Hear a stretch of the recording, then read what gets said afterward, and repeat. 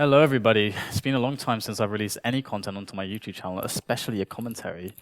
Had some ramblings where I talked about champions mindset and whatnot. I think that's the last video I did. But here is a game of QuakeWorld that Steve so happily provided to me, as he's my inside man these days, as I don't really pay attention to the QuakeWorld scene, unfortunately. But I do, of course, like to watch the game still. So here's a commentary. I'm using some audio equipment to record the voice, at least, from the Face It TV studio, and I'm actually recording on the PC, so I'm going to have to record, or rather get the audio recording and slap it onto the video recording later on. So I'm going to have to do a little sync thing in a second. But let's have a look at the teams. This is for EQL, I do believe, and we've got tVS, old boys back together once again.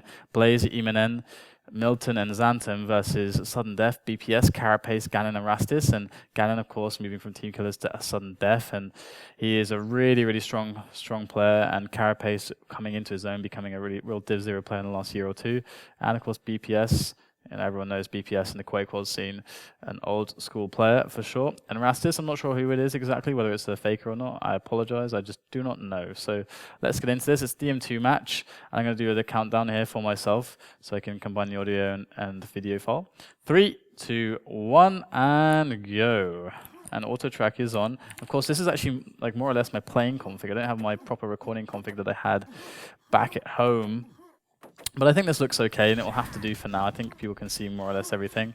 Maybe I'll tweak it in the future, but there we go. We've got Ihminen picking up that first rocket launcher and the quad on high. So this is always a flimsy thing, very flimsy position. He needs that armor desperately to survive. There's another rocket launcher hanging around somewhere. We can see that's actually, well, I can't see the overlay, so I can't see who has it, but I know that Sudden Death do have another rocket launcher, but it did just die. It got pressured down by tVS, a great job from them. And Ihminen with his quad, just, chilling back at low, and it seems like Sudden Death know that they shouldn't set foot there, and that's exactly what Ihminen should have done. I mean, being they didn't get any frags, but that was the right place to be. And now he's just cleaning up high, making sure that Telly and high is going to be safe for his team to traverse so that he can get a nice influx of these rocket launchers on the high position. And now Ihminen just chilling, making sure that this is safe. And so his team are going to communicate to him when it's a good opportunity to move over to the Telly. But actually, great play from Sudden Death there, picking up those rocket launchers, saving them, making sure they didn't die, and then pushing the quad with them. And of course, 1 minute quads in QuakeWorld, if you're unfamiliar with it. And there you go, Rastis picking that one up. Let's see what he can do. I said I didn't know who he was, or if he's a faker or what, but let's see if his skills can shine through. But Xantom with some great pines there, just blocking him, and that's going to push him away. He can't afford to lose that rocket launcher, as you might be a bit more careless in Quake Live, but the rocket launcher is so important in this game that we can see him just satisfied to, hang back at Telly, but the spawners eventually will just cut him down with a boomstick. And we have the dwarf bug going on here. I wonder why that's happening. Let's see if I can switch away from that. Oh, still got the dwarf bug. Hopefully that will go away. Oh my god, the dwarf bug. I thought that was fixed. I guess I have an old client. That's probably one of the reasons for it. But never mind, we've got quad spawning momentarily here. I don't even have the timer up on my left here, but I'm going to have to time quad manually, but it's only a minute, so it's not a problem. We have Carapace securing the low here, or rather the Telly for his team, and making sure that he's going to get that yellow. And I don't know if he'll actually attack quad because it's a bit late, but it looks like here he is going to come through. Rastis holding that one off for him, and going to get a few easy kills with that shotgun, a quadded shotgun boomstick, as he pushes down the path, unrelenting through the pines there, finds Milton, not a problem to kill him. And now he's on the low. No problem at all were had by Carapace as he pushes his way back now. Did all he needs to do, get himself back to Telly, make sure he can secure that position for his team, and you can see all the tVS players spawning in. Now he's going to make the push onto Telly, onto the position of Milton, and Ihminen manages to get him, and that is a really fantastic result. Not only retaking Telly, and just securing the water nail gun position, he managed to just decimate their rocket launcher count, and that's super important, as well as gaining the position. He removed all their resources. So excellent job from Carapace, showing why these days he is a force to be reckoned with. As with 3 minutes into this one, we've got another quad coming up, and Carapace is ready and waiting. He is a little bit low on health and armor, but that's something that he can resolve. There you go, there's a 50 health right there. Gonna want to find something else. Maybe a red is in store for Carapace, but as he prowls around the telly area. He's got to make sure that his team has it. If his team is not even there, then doing a quad run on low sometimes can be a fool's errand. But Carapace are pushing into low. I'm not sure if they have a time on the low. I certainly don't, as I don't have the item clock up. But Carapace pushing through, going to find one player, but he disappears. So Carapace still running around, making sure that he's grabbing the kills where he can. You can see that Sudden Death are being, or rather tVS are very, very good at not throwing frags away. And in QuakeWorld, throwing frags away is incredibly easy to do. It's again very hard to avoid sometimes. Carapace now just super stacked, way more stacked than before. We could potentially see a really strong quadrant for him as his team tried to build towards that full lock that where dm2 can yield hundreds of frags in like 5 minutes. You can get like 100 frags if you've got the full lock. It's very rare to see that with top players, top teams, but that's what their end goal is like. So that full lock is desirable for sure. And tVS have one rocket launcher, and it's Ganon's job here to try and remove it if he can, but he's got to not take any crazy risks. Here he goes now with the quick attack through the hardest jump all the way across to that lava jump, and he manages to make the kill. Ganon with a fantastic job so far. 2 more players there in the way. Carapace is going to pick up that rocket launcher and make his way to the red mega, and so that's really a really great quad run from Ganon here. You can see that on the scoreboard on the rocket launcher count, 3 rocket launchers now to the none of tVS. So tVS really having a hard time with Sudden Death so far. Sudden Death getting off to a great start in this game and managing to keep all their 3 rocket launchers alive this for quite a while now. And if they can keep this going into the next quad and really build into some control, it's going to be very difficult for tVS. They're going to be faced with a situation where they're going to have to come back a significant amount of frags, but it's QuakeWorld, it's dm2, and it's tVS, so it's something that is completely possible. Something that you would almost expect of them. Just give Milton that quad. Oh my goodness, and Ganon just getting taken down. I have no idea how that actually happened, but Ganon taking a couple bad rockets, and they're so damaging in this game. One bad step and you're dead. Walking on a razor's edge in QuakeWorld. 60 frags the difference between these 2 teams at the moment, and after that loss of the rocket, tVS are in with a chance. They pick up yet one more rocket launcher as quad is coming up very soon now, and with 66 frags the difference, and we can see BPS now trying to defend this tele exit, and tVS are working their way back, definitely stopping the bleeding, stemming the flow of blood at the point at which they definitely should have done, because things were getting out of hand. But here we go, BPS with a jump across, trying to catch Milton there, managing to get him. He drops the pack, but BPS is super low, and BPS is going to get taken down there by Blaze, who's actually going to get the quad as well. So Blaze, now it's all up to you, good sir. If you want to make your team come back, it's with this quad run you do it, and he's not sure exactly what to do just yet. The Mega's up there, and he wants to grab that, going to take his time on the little platform there as he jumps his way down and makes his attack onto low. Here he comes, 1 easy kill, 2 easy kills, and that's second one was a rocket launcher, and his team picked up another one as he managed to remove 1 from the enemy team. So tVS now with 4 rockets to 0 of Sudden Death, and that's the first time in this game we've seen that happen, and this is an incredible result for Blaze's quad run for tVS, because now they're going to try and solidify tele-control. If they manage to do this successfully, lock down the red, get the next quad, things are looking really bad for Sudden Death. Even though they're 50 frags ahead, do not be fooled. This is QuakeWorld. 50 frags is nothing in the face of control when you're facing also good players in Division 1, some of which to be classified as Division 0, the super elite of the game. Milton with the quad pickup. This is what some would say the best quad runner in the game on dm2, and you can see him just flexing his muscles now, just making things look easy. He doesn't use any more effort than is needed to do the job.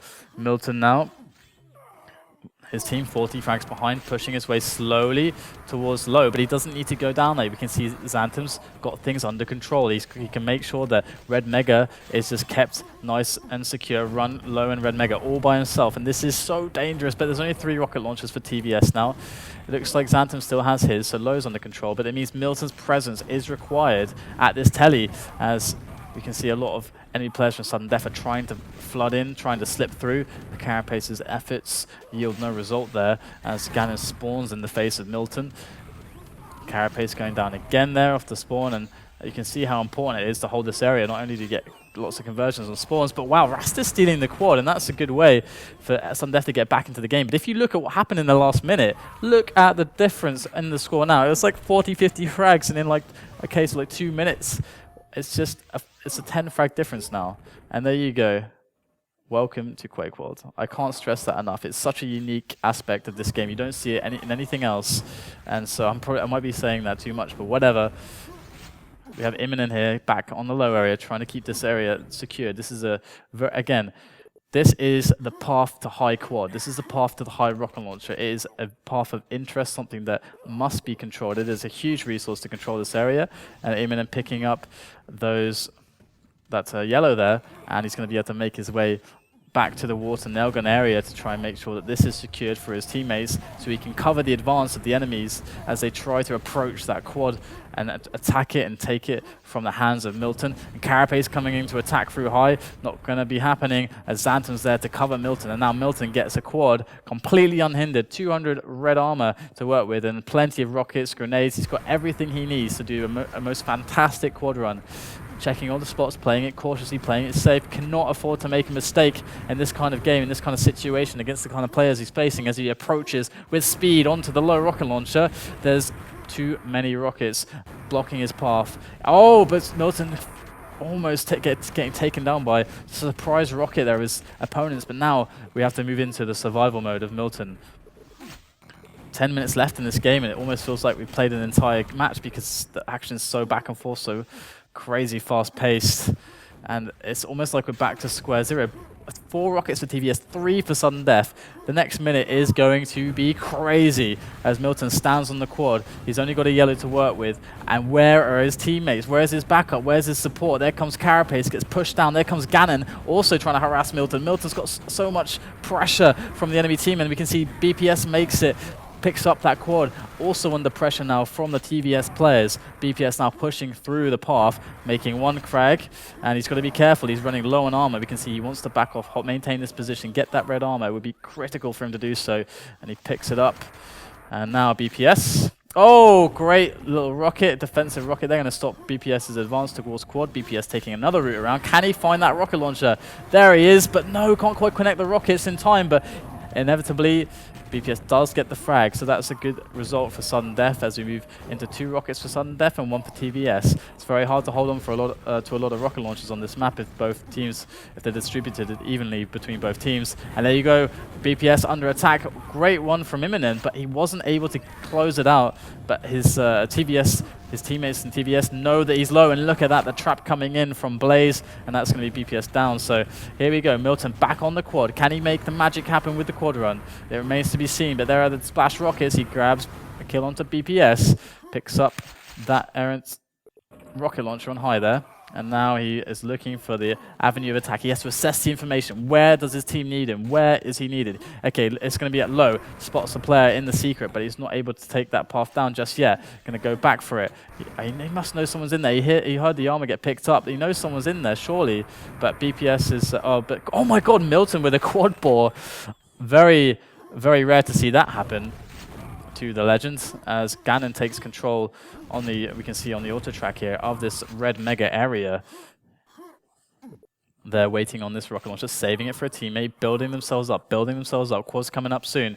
Sudden death should surely be a favorite for it, but Ganon definitely wants to give this rocket launcher to a teammate. He must be calling so hard on comms. Needs a teammate to come and pick that rocket launcher up, but it just doesn't happen. Has to take it away. And we've got Xantom. He's going to get this quad. I can't help but feel like Ganon would have been really needed at that quad to take it. Maybe just take the rocket launcher straight away and just get his way over there. But I'm sure his teammates were calling and just for that rocket launcher, but they just couldn't make it in time. And great grenades from the Pines from Xantom are sublime as he makes a lot of frags happen, but the game is still really tight. Sudden death, 18 frags in the lead here, and right now Xantom is doing his best to try and pressure low from a good position here, and you can see all the damage he's doing, even securing that rocket launcher for his teammate Ihminen, as Ihminen backs off towards the safety, towards the cover provided so helpfully by Xantom, as right now Xantom does even more damage, more and more rockets and grenades spam down into the low. The pressure felt so heavily by sudden death players as the score comes to a tie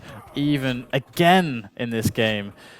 so back and forth right here, and we've got 4 rocket launchers for tVS, so things are about to get really scary really fast if sudden death cannot do something.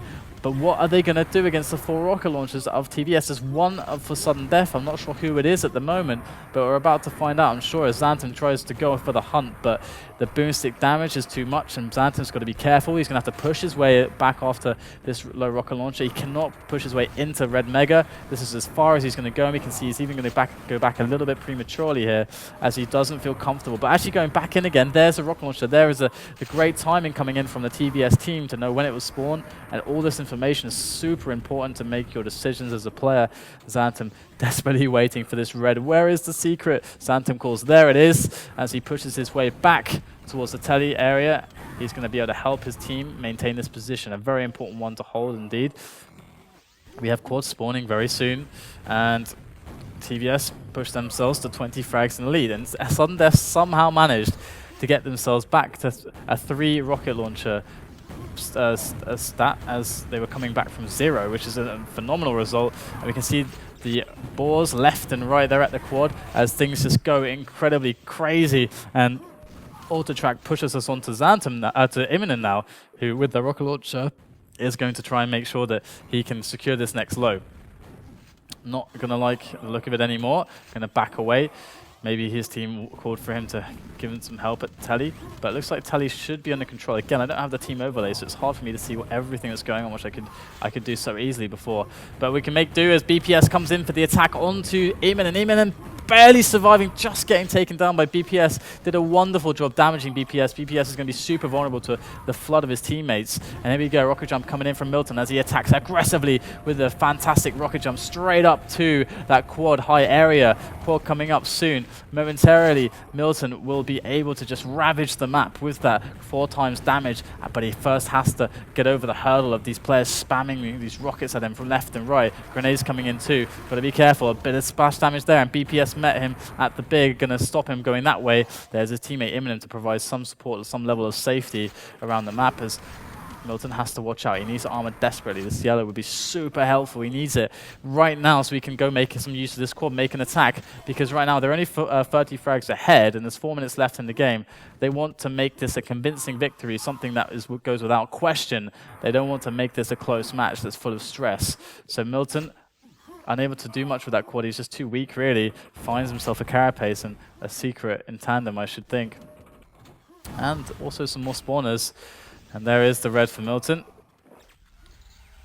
4 minutes left. The score's 30 in the lead for tVS. So managing to get back into lead now, but how is Sudden Death going to deal with this? Oh, BPS gets taken down quite handily there by Milton. Doesn't do much damage, but here comes Rastis. Can he do the job against Milton? Not quite, and he drops the pack there. Milton holding the pack for his teammates. Blaze going to pick it up. Blaze going down, though. Oh, and actually Milton, in all the effort to try and secure that pack, he gets taken down, and here comes Carapace against Xantom, but Xantom defends, and Ihminen falls back now with the pack, and it goes to secure this nail gun water area, and they secret once again. Xantom. Okay, Ihminen. Things look calm. They look under control for tVS, though. 3 rockets to the 1 of Sudden Death. And here come all those rockets, killing all those spawners. You can see how powerful it is to hold these spots in QuakeWorld. It's frags left and right. Rockets so strong in this game. Oh, great entrance by Ganon with the rocket launcher, and that is going to be a really important frag because Ganon may have just pushed his team back into the game with that kill.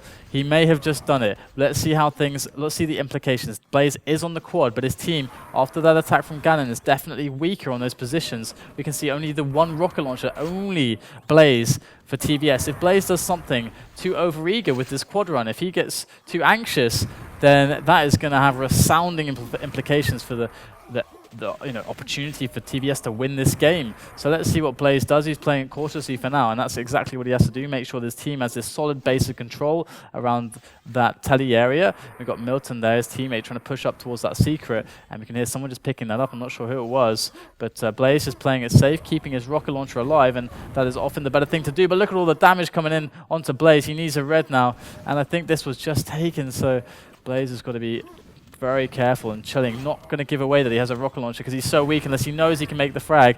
And we can see there, giving away his position, manages to pick up the secret at least, which is definitely an important thing for him as he now can he can use all of that red with the 50 health he has. And that rocket going to push him back a bit. There is a quad up on the spot. Milton grabs it. Here comes the power play from Milton with 1.5 minutes left. Milton's going to secure the game with this one for sure, as Milton just defends immaculately in the big room. Rockets left and right, spawners left and right, Gibbs flying everywhere, blood, guts and gore, as Milton just chills. He just survives. He's being flooded, but he can handle it. He is Milton. Look at this. 1, 2, even more, and a spawner, and another one on to Milton as he just handles it like a boss, like with so much class coming in from the Finnish superstar.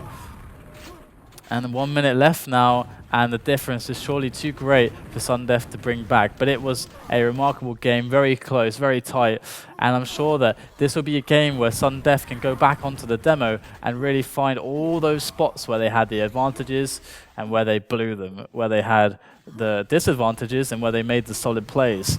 And that is the beauty of this game. And I hope they go back and do that because their team is definitely looking pretty strong, and to get such a decent result, a back and forth result against maybe one of the best dm2 teams of all time, maybe you can only stack us with the lineup of Paradox, Murdoch, Zero, and Striker could maybe contest it, but who knows? Who knows? We've got Xantom here with this last quad as the last 12 seconds of the game tick away. And I hope you guys enjoyed this commentary. I mean, it's been a while, and it's been a while, but I'm glad I got it done. So not much more to say. I don't want to make any promises of any future content because I just don't know. But there you go. There's the lineup. We can see the rundown of the score. We can see Milton doing a phenomenal job. We can just check out the scoreboard and look at the damages and stuff like that. So let's have a look. Scrolling up, we got Blaze. Did pretty good, 9 killed and dropped 3 rocket launchers. Decent given and taken stats. And Milton, here we go, almost 14k damage. That's always nice to see. And the rest of his teammates on over 11k damage. A lot of damage given in this game. But yeah, even stats across the board. So I wouldn't say that any player played particularly below himself in this one. It was a very high quality game, and I hope to bring you more, but I won't say when. And that's all from me for now. Guys, I guess I'll see you next time.